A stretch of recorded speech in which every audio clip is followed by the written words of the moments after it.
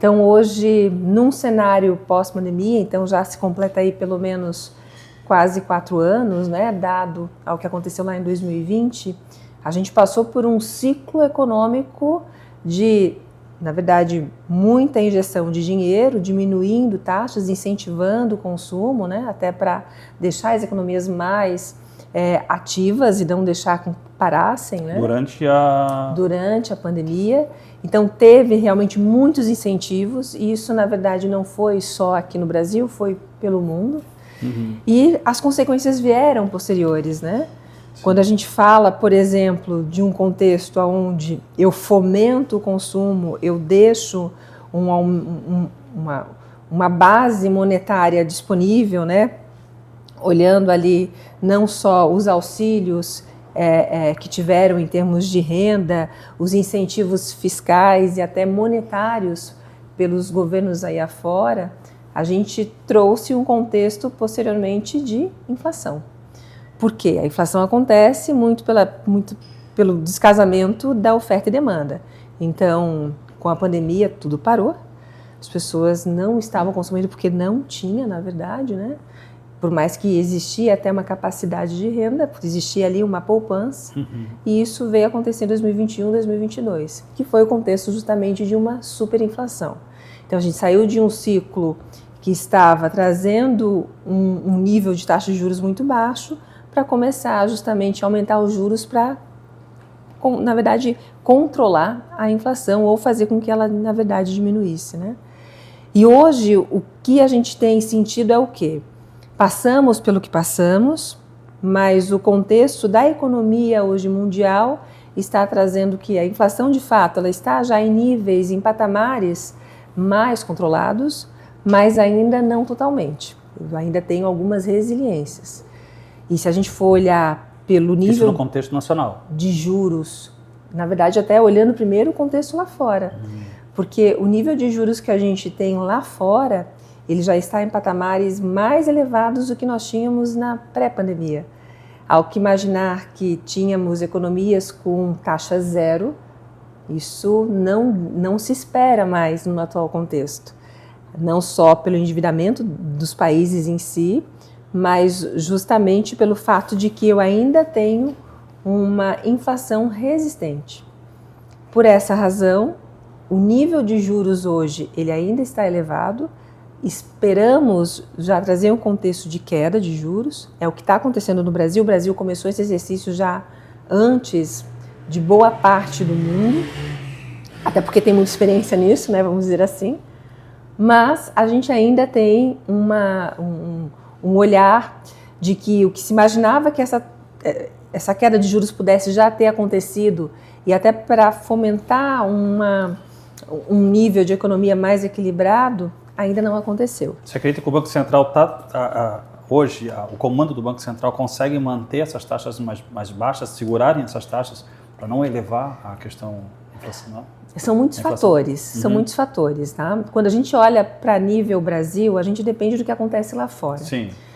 Se a gente for olhar as narrativas vindas desde o início do ano para cá, esperava-se realmente que tivéssemos uma economia americana, por exemplo, já no contexto de nível de juros menor ou com tendência já de queda ainda nesse primeiro semestre, só que com os dados de uma economia ainda resiliente, trazendo algumas resistências, né, principalmente quando a gente olha no consumo, e aí olhando muito principalmente o consumo puxado por serviços, né, então ainda existe ali um foco de um nível de inflação resistente.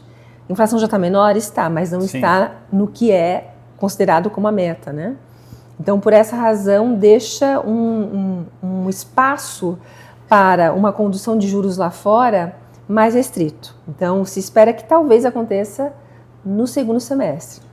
Aqui, a gente já está nesse contexto de queda, só que, inclusive, essa semana nós vamos ter a reunião, a decisão do próprio Banco Central aqui, e que havia-se uma expectativa que fosse de 0,5, e agora, com os dados que a gente está tendo de resistência lá fora e dados aqui internos também, por mais que eu tenha um nível de inflação também mais trazendo um espaço de um arrefecimento, eu tenho alguns exercícios internos que me trazem grandes desafios, que aí desafio para o Banco Central, olhando principalmente política fiscal, que é a nossa questão ali das nossas contas públicas, ao mesmo tempo, o que tem de resistência lá fora também, né?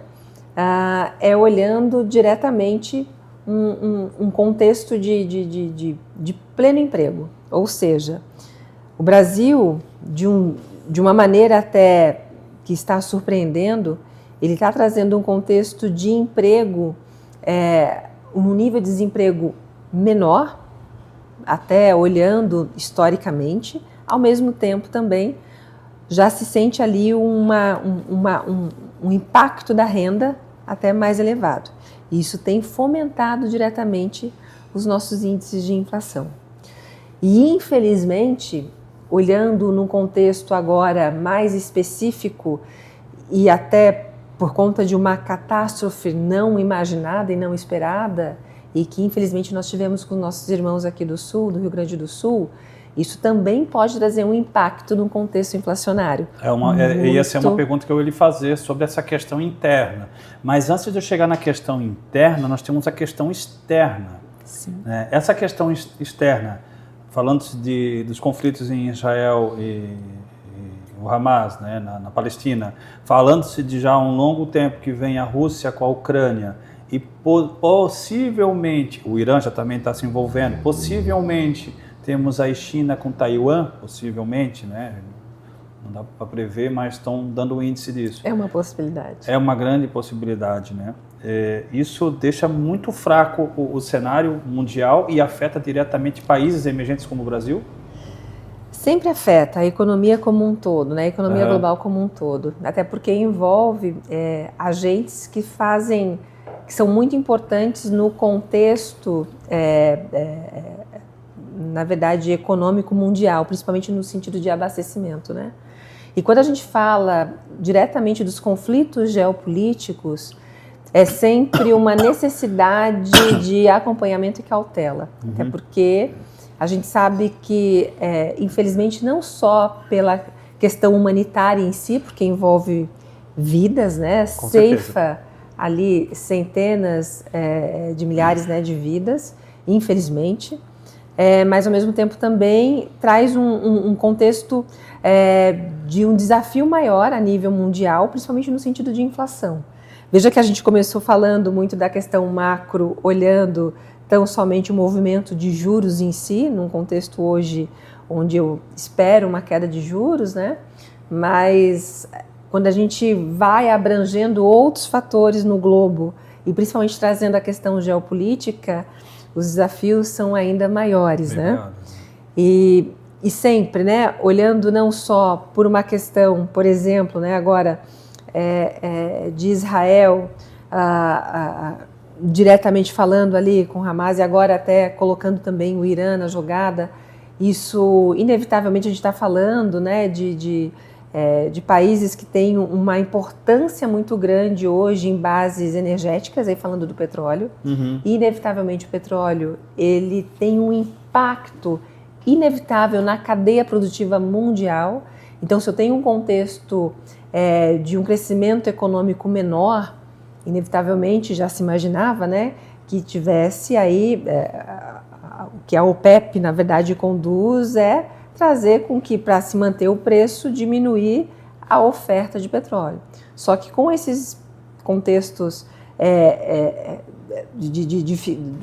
das crises geopolíticas, né, isso já coloca um radar ali, coloca uma luz de atenção, porque inevitavelmente eu já tenho uma sensibilidade no preço dessa commodity, né, e que aí impacta toda a cadeia produtiva, que ameaça então o nível de juros a nível mundial.